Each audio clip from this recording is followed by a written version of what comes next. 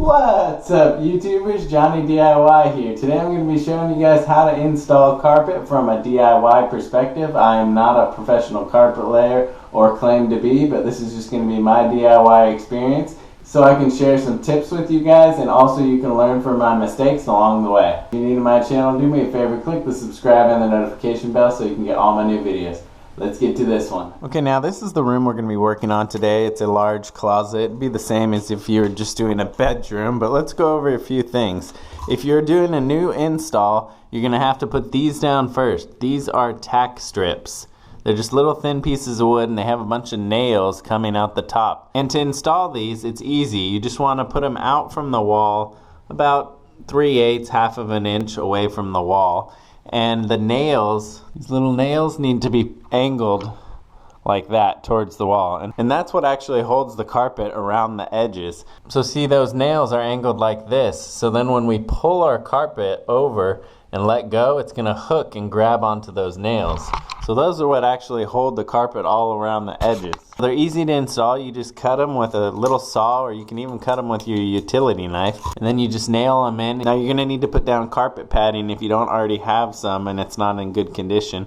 It's easy to put down. You just cut it with your knife like this, or even scissors, and then you just staple it down to the subfloor if you have a wood subfloor, and if you have a cement, you just put a little bit of adhesive on the bottom and glue it down. And if you guys still need to remove your old carpet, I've got another separate video if you want to check that one out too. Okay, now you're going to lay your new carpeting with the backing facing up, and if you have the old sheet of carpet, use it as a template. We're going to put that on top of the new sheet, and I'm actually going to have to do a seam because of the piece I have, but you'll probably have a big large piece.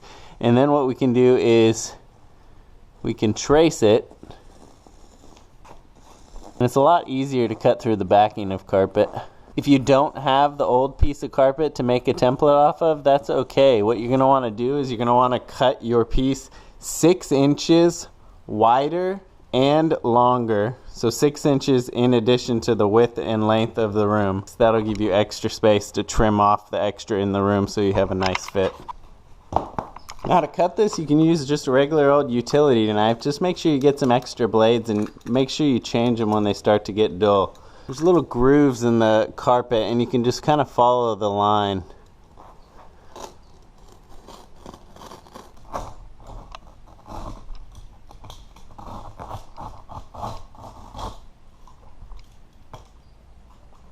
Woo, I almost messed up. I almost did the opposite cuts. Make sure that if you're tracing your old carpet, you have the backing up as well to match the new carpet.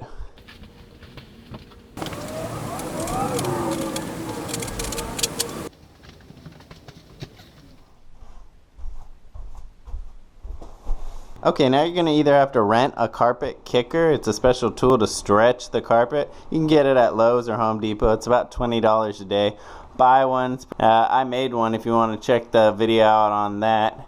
It's right here, but it's just basically some screws through a board and it digs in, and what we're going to do is we have to stretch the carpet to hook onto those tack strips that I showed you earlier. So you can hit it with your knee, or I'm just going to use a hammer. Position it about 1 inch away from the tack strip. You dig it in so it grabs on that carpet. Then you want to jam the carpet onto the tack strip. You can use like a stiff putty knife or scraper, even better.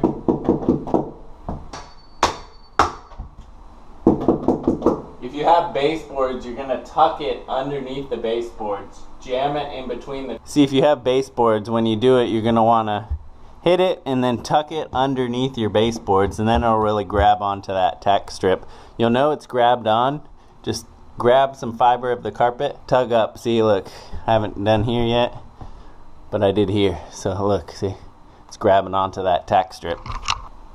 Alright, now you're just going to want to go around the room.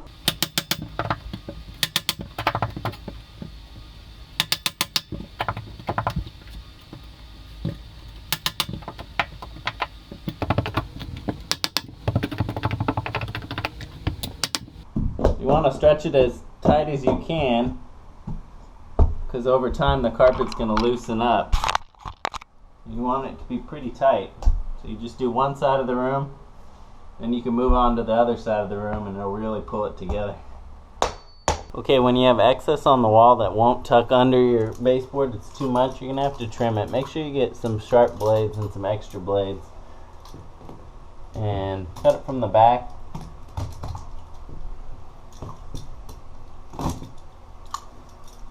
Or you can cut it from the front. Then we can tuck it in.